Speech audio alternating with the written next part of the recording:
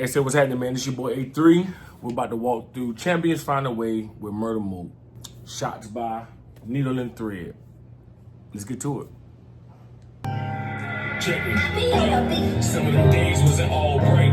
And two wrongs, yeah, don't make it right. But getting even, it makes it all right. Man, shout out to Murder Mood, by the way. One of the best to ever do it. Some of them days wasn't all bright. We consider days being all bright. Days are bright, you know. But some of those days, even though it was bright outside, some of those days wasn't all bright, meaning mentally, emotionally, spiritually. They weren't all bright. Pretty much, even though outside was bright during the daytime, it still wasn't bright mentally and emotionally, spiritually. So the next one, two wrongs don't make it right, but getting even makes it all right. In a square, all the angles in the square are even. You have to go right each time you make a square.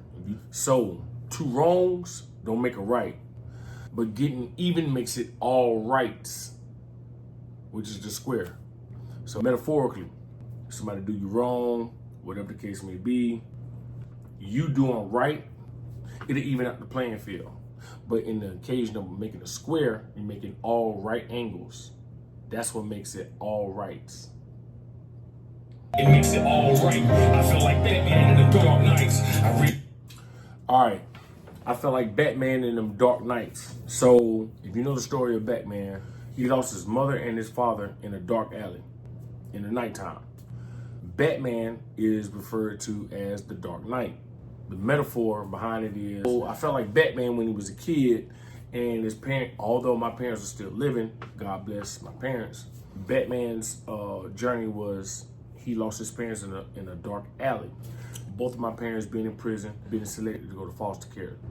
But my foster parents were people I already knew. Foster brother, my brother, Bryce, shout out to Bryce. We already knew each other, went to the same school, went to the same church, so kind of grew up together. Long story short, I felt like when Batman lost his parents in the Dark Knight in the alley, that's how I felt at certain points in my childhood. So that's the metaphor for the bar. So that's the double entendre in that. All right. I feel like Batman in the Dark Knights. I read between the lines before I can read them right. Now that's insight. All right, I read between the lines before I can read it right. Now that's insight. Having insight is reading between the lines per se. You are aware of something that's going on. One of the processes of learning how to read and write is reading and writing in between the lines. So the metaphor in that bar was saying, even when before I could read and write, I had the capability to read in between the lines. I had the capability of understanding certain things even before I came to know how to read and write, even before I had the understanding on how to read and write in between the lines. You know, when you write something on a piece of paper, you write in between the lines. Able to have foresight before I can understand how to do some of the common basic things that we learn how to do today. So that's what that bar was. Now that's insight. This retainer is for that hard bite. You can't tell me what this. This retainer is for that hard bite. So if you ever had any legal issues or any legal troubles, you know, you had to have a retainer for a lawyer. That's what they call a retainer. You retaining a lawyer. Having a retainer for this hard bite. If you're familiar with dentistry, you want to get your teeth straight, you use a retainer. So the bar is this retainer is for that hard bite. That was a double entendre, retainer for my overbite, but then having trials, tribulations, issues, challenges throughout life, you know, facing certain things, I had to have a lawyer. Although I didn't have a lawyer, I'm just saying the metaphor and the bar to correlate or relate is certain people have had to have a retainer for a lawyer. So this retainer is for that hard bite. You can't tell me what this feel like. Ain't what your life was like. Baby, my life was like. Growing up, I had to fight. Lost a bet for 75 cents. Tried to take my bite. This shit. So I did actually lose a bet for 75 cents when I was a kid. I was like 12, 13. I can't remember what we was doing. It was some silly kid stuff. But I remember losing a bet for 75 cents, and I didn't even have 75 cents at the time, which is diabolical. But I remember a guy trying to take my bike because I couldn't pay him 75 cents. My step granddad had to come and straighten the situation out and get my bike back or whatever. I stood up to the kid, but it was 3 of them, 1 of me. So that's a true story. Not even a bar, not even a metaphor. That's just a true fact. I lost the bet for 75 cents. Homie tried to take my bike. This shit ain't sweet, this ain't no Klondike. Me and my mama handled them bars like it was a dirt bike. I know that's like these. All right, shit ain't sweet. This ain't no Klondike. Me and my mama handled them bars like it was a dirt bike. The Klondike bar, the ice cream. This shit ain't sweet. This ain't no Klondike. I'm not saying I had it the worst growing up in my adolescent years. I did overcome some trials and tribulations throughout my young adult childhood life. But that's what I was referring to when I mentioned that line. This ain't sweet. This is not no Klondike. Going forward with the next bar, me and my mama handled them bars like it was a dirt bike. Yeah. My mom did 15 years in prison. She was wrongfully accused of self-defense. But yeah, nevertheless, so the metaphor in that bar is me and my mama handled those bars like it was a dirt bike. So the bars I'm referring to is the bars she sat behind and the bars I'm spitting on this song and throughout every other song that I've done. So this shit ain't sweet. This ain't no Klondike. Me and my mama handled those bars like it was a dirt bike. I know that's like these blessed shoes ain't for sneezes, so please believe me. Susie Bell went to war with that heat in the winter seasons. These blessed shoes ain't for sneezes. Like bless you, somebody sneeze, you say bless you. These blessed shoes that I'm walking in, the bar in that is, if you ever went through anything, trials, tribulations, and you've actually overcame, triumphed through, you can be considered blessed. As you were walking through your trials and tribulations. The bar in that was relating or correlating to somebody sneezing, you say bless you, but the double entendre in that is saying, hey, these blessed shoes ain't for sneezing. I was blessed to be in these shoes because I overcame my trials and tribulations. So metaphorically, these shoes are blessed. Susie Bell with the war, with that heat in the winter seasons.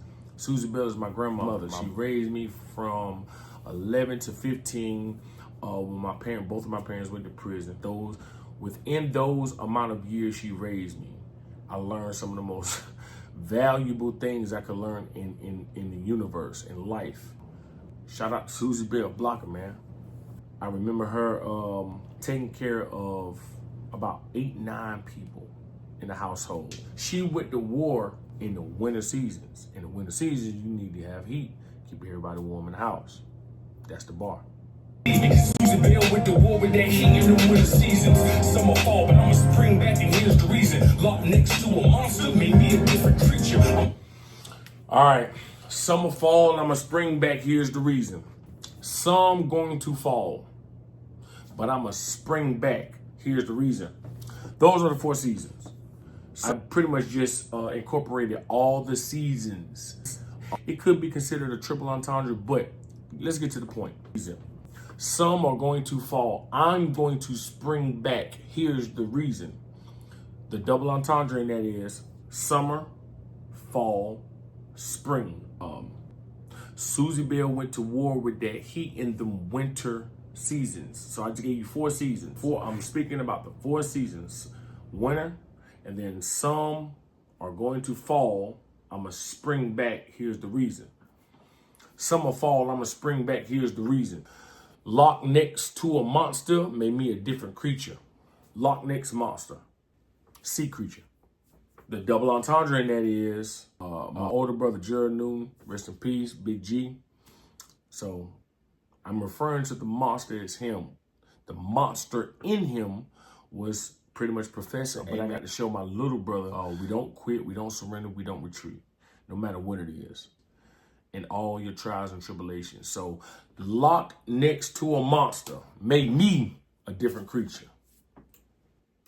But I'ma spring back, and here's the reason. Locked next to a monster made me a different creature. I'ma let this breathe if you think I'm reaching. You see a signs in the signal when you exit, now that's good teaching. One call, I get it all, and that's for safekeeping. Protection system ain't got no safety features. You dig me? All right. So if you think about a protection system, protection systems have safety features for your protection. The protection system I'm saying is the safety features that should be taken is out the window when you messing with me and mine. That's the bar.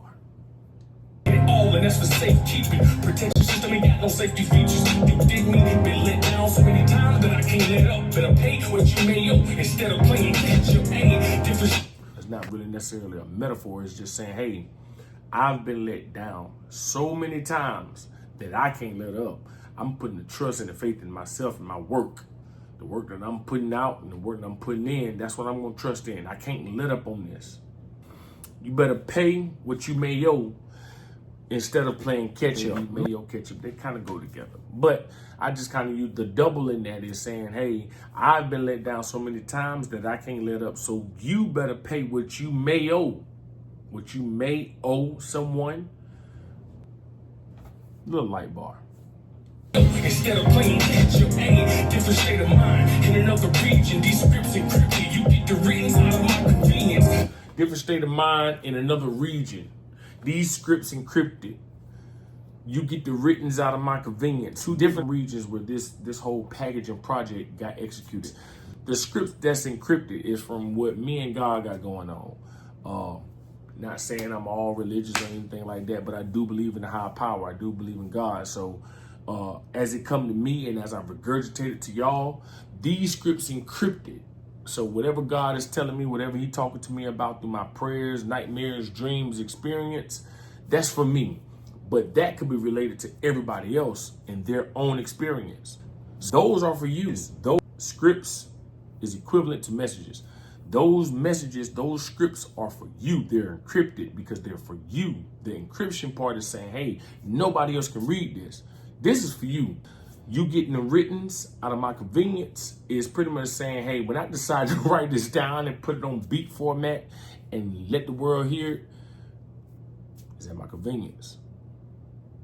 You get the readings out of my convenience. Some alliances broken, but see, I pledge allegiance to the real ones. We can't fall out over no disagreement. One band and one sound, it sound like a legion. One band, one sound like a legion. I give it a crack at it. There's drumline, Nick Cannon. One band, one sound, you know. Pretty much saying, man, hey, look, if we all lock in together, friends, families, whomever, it's pretty much saying that, hey, look, we come together, we bond together. Let's quit all the stupid stuff. Let's put our resources together. And the goal is to be financially successful. Allegiance is like a mass army. But the message in that line or bar is pretty much saying, hey, man, let's everybody get on one accord. Let's lock in. Let's try to achieve the common goal. One band, one sound. It sounds like a legion. And one sound, it sound like a legion. Despite the trials and tribulations, I make this look easy. Following the follower, now that's misleading. Staying true to who you are, baby, got a different meaning. Following the follower. Yeah, that's misleading. I like to think that is self-explanatory. Following the follower. Be real. Everybody's not born or capable of being a leader. Some people have to follow. Even leaders have to learn how to follow. You have a follower that's leading other followers. And staying true to who you are, yeah, that's got a different meaning. Man, stay true to who you are, man. Whoever you are, stay true to that. You ain't got to follow nobody to impress anybody, man. That's one of the dilemmas we are faced with today is people are following other people. They're trying to be like them instead of being themselves, being the individual. So to each his own, though. I have a few people I admire. At the same time, I'm not, necessarily following them, though. I'm not trying to be like them. I'm trying to be myself. May have some influence here or there, but I'm not trying to be like them, if that makes sense. So following a follower. Understand, man, listen, if you're gonna follow somebody, follow a leader. You ain't gotta follow no follower. Follow a leader. Follow a good leader, though. Following a follower. Yeah, that's misleading. Staying true to who you are, yeah, they got a different meaning. That's the bar.